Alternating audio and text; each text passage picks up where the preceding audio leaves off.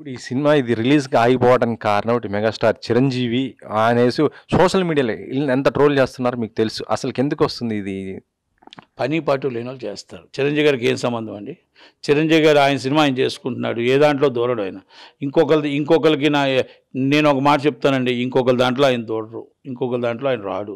దయచేసి ఇలాంటివన్నీ కూడా ఇది కాంట్రవర్సీలు రాకూడదు. సినిమా రిలీజ్ అవ్వాలి, సినిమా బాగుండాలి, పెద్ద హిట్ అవ్వాలి, సినిమా రిలీజ్ అవ్వాలని కోరుకుందాం, ఆ దేవుని కోరుకుందాం, దుర్గమ్మని కోరుకుందాం, అందరినీ వెంకటేశ్వర స్వామిని కోరుకుందాం తప్ప సినిమాని కాంట్రవర్సీ చేయకూడదు. చిరంజీవి గారు ఎప్పుడు కూడా ఇలాంటి వాటిలో ఎప్పుడు దూడరు.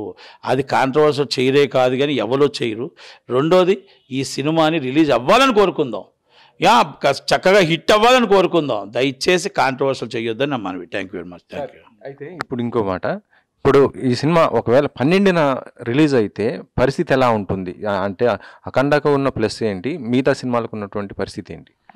సార్ అఖండ వేరు, చిన్న సినిమాలు వేరండి.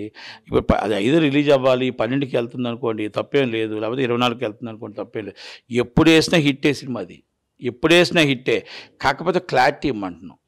ఇప్పుడు కాదు, ఎప్పుడు వేస్తారు క్లారిటీ.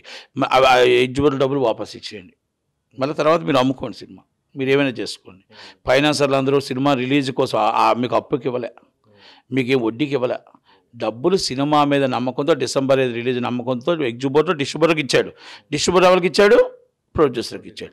మీరు ఆ డబ్బు వాపస్ ఇవ్వాలి. సినిమా రిలీజ్ చేయకపోతే, వాపస్ ఇవ్వకపోతే మీరు మామూలుగా పేపర్ యాడ్ వేసి తప్పు చేసి డబ్బు తీసుకున్నట్టు అవుతుంది. ఇండస్ట్రీ రేపు ఎవరిని నమ్మరు. కనుక ఇండస్ట్రీ నమ్మకం ఉండాలి అంటే ఎగ్జిబిటర్ డబ్బు వాపస్ రావాలి.